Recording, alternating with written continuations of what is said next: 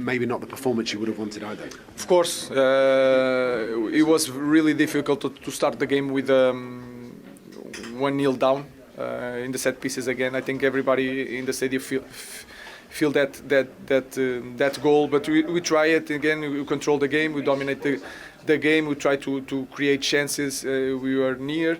We draw the game, go to half time, and then the second half again. Suffer 2 goals, and then in this context it was really tough to put some calm in the players, but we managed to score 3-2. We try it with not a lot of quality, more heart than quality. We could do it, but we already knew that it's a great job. It's a long journey. You have to continue step by step, with defeats, with wins, continue the same thing. You are obviously you've already mentioned it, you're obviously on a bit of a journey. You've said that there's going to be ups and downs. This is one of those downs, but you're all together and you learn from it, I guess. Of course, and we have to. I think everybody here has experienced ups and downs in football, so you have to continue your job, doing the same things, really convinced of your way. And I'm really convinced of that. It's really hard to lose games. I know that the public and the fans want to win. It's a long time without winning, without that feeling. But we are in the long journey. We are going to do it in the end. Just to take the positives out of the game, when you move the ball quickly as a team, that's where you look the most dangerous. Yeah, we managed to have some combinations, especially if you see our first goal, when we draw the game, and we were in control of the game. But in this context, when you suffer a goal, you suffer a lot, and you have to push them. And that's it. We have to think in the next game, and step by step, going forward. It's a long journey. Forest won at Old Trafford, and judging by the celebrations there, this feels like a historic day. Will it mean a lot for the club and the supporters who've travelled today? Look, definitely. I think it's shown where we've come from and where we're wanting to get to. Come to a place like this is never easy, and we want to come challenge ourselves and believe in ourselves to get the win here, and that's what we came to do. What areas did you try and exploit? Well, we just try to play our game and what we were working on. It's been a long week, a long tough week, but 6 points out of 9 has been fantastic. With your header, are you looking to hit that back post? Were you looking to get it back into the danger zone? What was the thinking? It was a lovely cross. Look, it's just finding an area. I mean, Morg's put in a beautiful ball. I mean, it's pinpoint straight on my head, which is nice. It makes it a lot easier. But yeah, just trying to find an area that if it causes some confusion, it might drop in. 10 for the season, and I'm sure you're aware you are now Nottingham Forest record Premier League goal scorer. So many congratulations. What does that mean to you and your family? Look, it's fantastic. It's nice that I can keep doing well for the team, and that's what I want to do. Keep pushing up and keep getting as many goals as possible for this team, and just see where it can take us. How long can you keep that record? Exactly, and just keep pushing as far as I can to sit in stone for a long period of time. Well played. Cheers, thank you. Thanks. Well played indeed, and the 10 league goals that Chris Wood has scored are very special goals, and especially to score on his birthday. And then have a look at the league table, because this is what it means. They're up to 5th. It's actually something really special at this club that Nuno is creating now. Yeah, but it's an amazing football club with amazing history. But you talk about Chris Wood there, you know, he's a goal scorer. And, you know, he gets into areas. It doesn't really complicate anything. You know, he's a focal point when he needs to be, holds the ball up, brings people in play. And he always gets himself in the box where he's going to score goals. You know, and he's efficient in the final third. He's brave. And, you know, to score 10 league goals, you know, at this stage of the season is amazing. And you can see him getting a lot more. Yeah, let's have a look at his goal, shall we, Owen? This was the goal that took it to 3-1. And he just seems to be in such good form this season. I'm not sure he's trying to score here, Sima. No. I think, first of all, they do really well to win the second ball. Gibbs White, how can you give a guy that good that much space? I think he's just trying to head this back across goal. But he's smart. He knows, because the ball's that high, he probably can't get enough power on it to actually head it in the goal. So he kind of heads it back. But again, you've got to get to Gibbs White. You know, great delivery. The guy just puts that into an area, puts the defenders under pressure. Yeah. But when they're a bit unlucky, aren't they, Delicted Martinez? Yeah, I think you have to stop at a source. I think when you've got like a presence like Woods in the box, surely, you know, you stop it. So you have to block the cross. You don't want that ball to go in the area. So I think even the detail around that, you have first of all, you stop the cross. Don't let it even go in there. But people just standing off him. And like I said, he's got a lot of quality, gives right. And he puts into the right area, and you end up conceding. And as I mentioned earlier, now Chris Wood is Nottingham Forest's all-time top goal scorer. And you know, as a striker, what those accolades mean. It's very, very special to hit those milestones. It is special. I mean, you look at the list there, Brian Roy, Stan Collymore, who's someone who I looked up to, you know, fantastic centre forward. Stuart Pearce, what's he doing there? But, yeah, scored some goals from. I know, yeah, but like, I mean, it's amazing. You know, actually, the last time that I mentioned that Forest actually won at Old Trafford, Stan Collymore and Stuart Pearce both scored in that game. Oh, really? They did. But like, he'd be delighted with that. But even when you see in the interview there, his demeanour, you know, he's someone that wants to, you know, continue to score goals, and you never know what they can achieve at the end of the season. Well, that was my next question, actually. What do you think they can achieve? I mean, it's very, very tough at the top of the table, but they are currently 5th. They're just a couple of points behind Man City at the moment. Well, I think it's tight from 2nd to like 10th even. You know, but the thing is, nobody's going to want to play them. And I think also, you know, we saw what Villa did getting into the Champions League. While you're there, they'll be thinking, can we get back into Europe? You know the history that they have in Europe. Could you imagine them getting back into the Champions League? That would be a remarkable story. Huge for the club. OK, well, let's now shift our attention to Manchester United and hear from their boss, Ruben Amorim. Well, Ruben, not the result you wanted, obviously. What are your thoughts on the game right now? Tough game. We start really bad in the first play. We suffer a goal, and then it's hard in this context to try to fight that. But we then controlled the game. We had a lot of situations. We improved, I think, the movement in the last third, especially in the beginning of the first half after the goal of Nottingham. But then we block a little bit the game. We managed to draw the game, and then in the half time we were ready to go for the win, and then start again really bad. 2 goals, and then we try everything with not a lot of quality, but we try it, and then we lose the game. We didn't have many situations to score. We had some, but tough game in the tough moment, but we have to continue the job. You said about the poor starts to both half.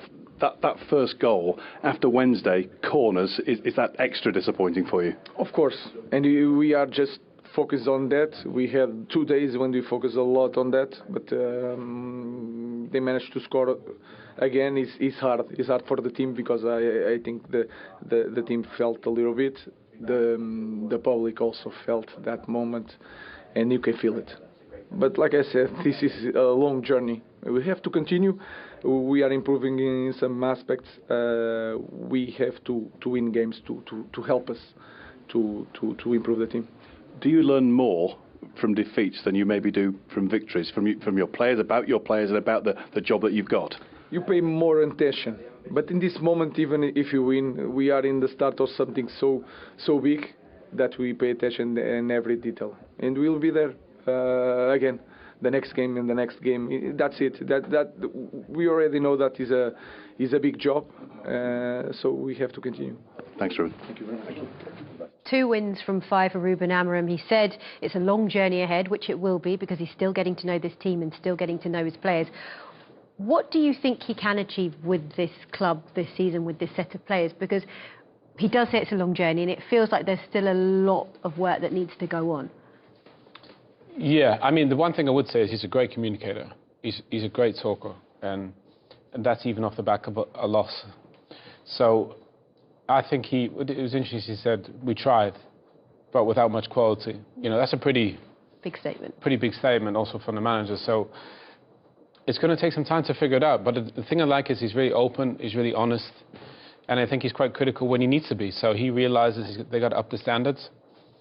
But what are they, 12th, 13th? 13th. I mean, the dream was probably to get to Europe, but that's looking pretty unlikely. They need to go on a little run here. Obviously, City next. That's with Europe in between as well.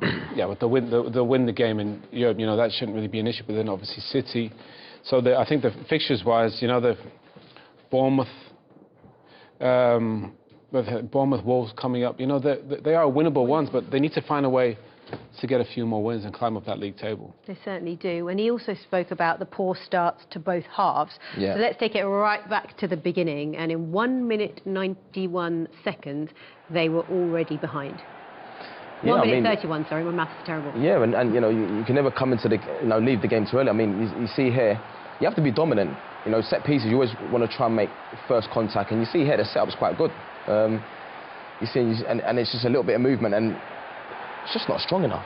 Well, and the thing is, there's only 3 of them marking, Jermaine. Yeah. He's meant to mark Milinkovic, but obviously we saw him walking off. He's massive. You know, he looked like an American football player, and he was just too big and too strong for Martinez. So Martinez, even then, he didn't even jump, and he couldn't jump, to be honest, because I think when he just held him there, you know, it's just not strong enough. Yeah, and to go behind so quickly in the game, you're already, you know, struggling from the start. But then Rasmus Højlund took it to 1-1, and you noticed that Bruno Fernandes was really important in the build-up. Yeah, it was really nice, actually. You know, it was a really nice little layoff, bit of patience, and really good football. Obviously, Garnacho was a little bit unlucky, good save from themselves, but Højlund's there, and that's the thing. You know, this is Bruno in that, you know, number 10 position. He's obviously being marked. He comes to the ball, he's saying, and he says to De Ligt after, pass me the ball. You know, he's demanding it. So as it recycles, he's waiting for that moment. It's really interesting. Watch him. He drops off a couple of yards in behind because he's trying to create that space, and then he creates the moment. That little triangle between De Ligt, Fernandes and Ugarte, a little set is perfect, and then they're off. And that's what Amorim wants. He wants to create these little triangles all across the pitch. Really good football, but it was instrumented by Bruno Fernandes. He was almost coaching out there on the pitch, saying, De Ligt, you've got to play the ball in the right time, and the weight of it was perfect. We'll see on another goal where they try the same thing and they get it wrong. How important is Bruno in this setup for Man United in terms of what they can achieve this season? Well, Jermaine, I was amazed he went off. You know, he created that goal, And then, you know, scored another, and for some reason, the crucial part of the game, when you need a goal, you take him off. If anything, he's the guy right now. Him and Ahmad are the two where you'd say keep them on. They're gonna create you something. So I'm guessing he'll probably regret that, because I thought Bruno was the one guy that was, everything was running through him, wasn't it? I think everything goes through him. And even with the goal there, Højlund's goal, you can see that he's coaching it. So he's coaching it, and that must be massive for a manager. That's why when he come off, we were a little bit surprised. I was like, why is he taking him off? Couldn't understand why he came off. Interesting decision there. Okay, and then early in the second half, again, it's the story continuing where they concede pretty early, Jermaine. Yeah, again, you know, it's for me, it comes from the goalkeeper. To be honest, you know, he gets it here, and so I just can't understand sometimes. Even goalkeepers think, right, sometimes you just got to go over the pressure. But you see, they get it here, and with the first half, we spoke about obviously the connection between the players, and they're trying to play out and that, and it's just a misunderstanding really. And then I mean, when you watch it here again, like they try to play out, fair enough, and that, and then there's the connection here. Bruno Fernandes, I thought there's a triangle there that we saw in the first half. But then I thought, you know what, if he could maybe take 2 touches though, just to sort of like play in his path. It's not a great ball from Bruno, but Euro overruns it. And then obviously Gibbs-White gets into a good spot. You see Onana, you can see it. Everyone's going to say this is Onana's fault. It looks like he should save it, but when it spins away from him at the end, watch it goes from left to right. And I think that probably just throws him a little bit. He thinks that's going to go into the bottom right corner of his. But Gibbs-White, people that can strike a football, they can hit it both ways. They can hit it with spin that way, or they can cut across it and it goes into the other corner. I think the spin actually is just done Onana a little bit. He still probably should save it. But again, that we saw on the build-up, the way they were trying to build up. Euro, Fernandes, they probably didn't understand the distances. Yeah. And, you know, and then again, when you make mistakes against teams like Nottingham Forest, you're going to get punished. What kind of skill level does it take to put that much spin on a ball like that? I mean, in situations like that, we're talking about it like I think you just got to hit the target. But it's practice, you know. Players do it in training. You know, they're trying. Owen was amazing at it. You know, try and get that sort of like dip on the ball. You know, when you hit the middle of the ball. But when you watch it, you still think, God, he could have done better. But I understand that it moves towards the end, and you know, he's sort of like leaning that way because you expect it to go this way. You know, naturally the ball goes the other way, but then you still look at it and think, he gets a hand to it, so that's why probably I'm thinking maybe he could have done a little bit more. But his weight's already going this way, he thinks it's going there, and then the spin does him at the end, so, and it's just like, I think when he sees it back, he'll probably think, I made my mind up too soon. Yeah. If he was set, then he probably would have said, I think he just got shifted there, and once your balance is there, you can't get back. Well, we saw Chris Wood's goal to take it to 3-1. Let's have a look at Bruno's goal. So this takes it to 3-2.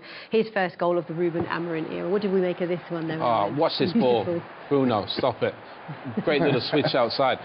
And Ahmad, you love watching Ahmad play. He just gets after people. What a chop that is. And Bruno just sits into his little pocket. But we're going to see it from this angle, Seema. It's so interesting. There's so much detail in this. And this is how smart Bruno is. Do you know, it's really interesting, isn't it? He's like, he realises, I can't get it here, and I got to create an angle from. Keep moving, Seema. And it's brilliant. Keeps moving. Great way to pass. The way to pass, Ahmad. That's a fabulous goal. I mean, I think there's just so much in this goal. I think initially the pass from Bruno, the quality to do that. I think he's probably the only one in the team that could do that. And then to have the sort of like football intelligence to know that actually everyone's running back towards their own goal. You saw Rashford sort of like running in beyond, and Bruno sort of like just hangs back a little bit. And then obviously the way to pass, but then the finish at the end of it is brilliant. It was beautiful, wasn't it? Well, look, there you can see the Premier League table. Manchester United are 13th in the table, 19 points from their opening 15 games. I just wonder now, as we look ahead, of course, you mentioned they have the derby, Manchester derby coming up next weekend, and obviously every game is now important, isn't it? Especially if they want to climb further up the table. We talked about team selection at the start. He made 6 changes for the Arsenal game. He made another 4 changes today. Do you think he's any closer to finding his best 11, or are you expecting more changes to still come? Probably not yet. I was surprised Mazraoui didn't play. I think he's been Man United's best player this season. But he probably wanted to maybe give somebody else an opportunity. Obviously, Luke Shaw, you know, he came back and now he's back out, so he hasn't been able to find a settled team. I do think his team, in the end, will be Mazraoui, Euro, Martinez. I think that would be his back 3. Obviously, Mainu was back in there, but he hasn't had a settled back 3. He hasn't had a settled midfield 2. And at the top of the pitch, he's rotating. I think he's trying to find who's going to fit in this formation. You don't think Rashford will get in the team?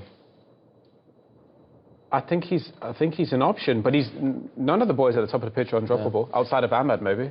And he's playing as a wing-back. I think the manager's probably just desperate for players to perform. Then it makes it easier for a manager to pick the team. You know, when players ain't performing, and you end up just changing it all the time because you're just so desperate for these performances, but they're just not coming. And there is no easy game. I mean, there's never an easy game in the Premier League, but look at who they've got to come. They've got a derby against Manchester City. They've got Spurs, who are fighting for top 4 as well. Bournemouth are playing so well this season. OK, Wolves might be a slightly easier fixture on paper, but then, you know, Liverpool and Arsenal to come later on, Brighton as well. The games are really coming thick and fast over this period up until January. If you play for Manchester United, no matter who's on those fixtures, you should be able to beat everyone. End of. That's why you go there. It's to win trophies, to be the best. So obviously they're not right now 13th. I could have never imagined after 15 games they'd be 13th. And also saying that they're hoping to climb above Forest in the Premier League table should they win today. You just wouldn't think it, would you? But it was interesting he used the word team, Amorim, before the game. Yeah. He said that, you know, they need to play more as a team. United, they've got a lot of great individuals. They've got to put it together as a team. That's the only way they're going to climb up that league table. OK, let's head straight back to Old Trafford and get some more reaction, this time from the Nottingham Forest boss, Nuno Espirito Santo. Well, Nuno, you must be very, very satisfied with pretty much everything today, I would think. Yeah, there are not too many things to be upset of. I think the boys did amazing. We had the luck of the game. Scoring the first action makes everything different.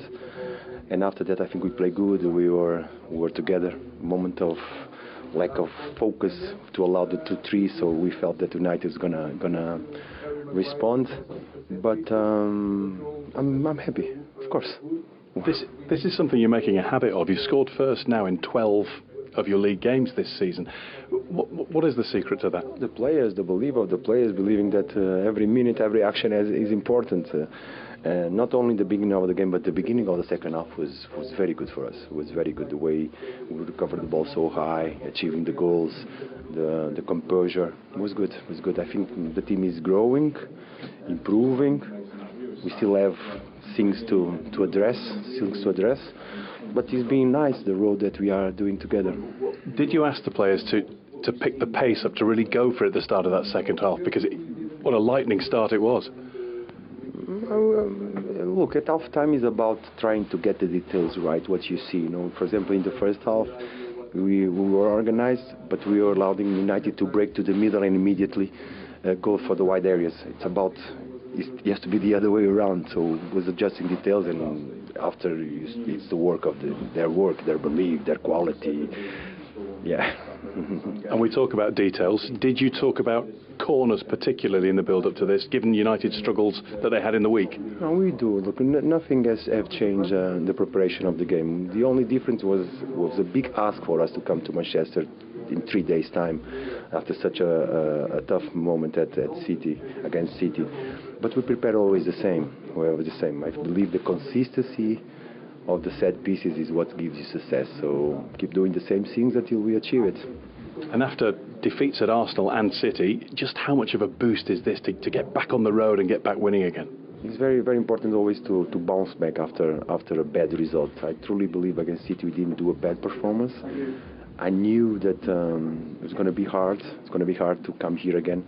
That's why I think fresh legs made a difference in the game, during the game. Having fresh legs to go. And very happy with the players that come in and give energy, impact the game, help the team.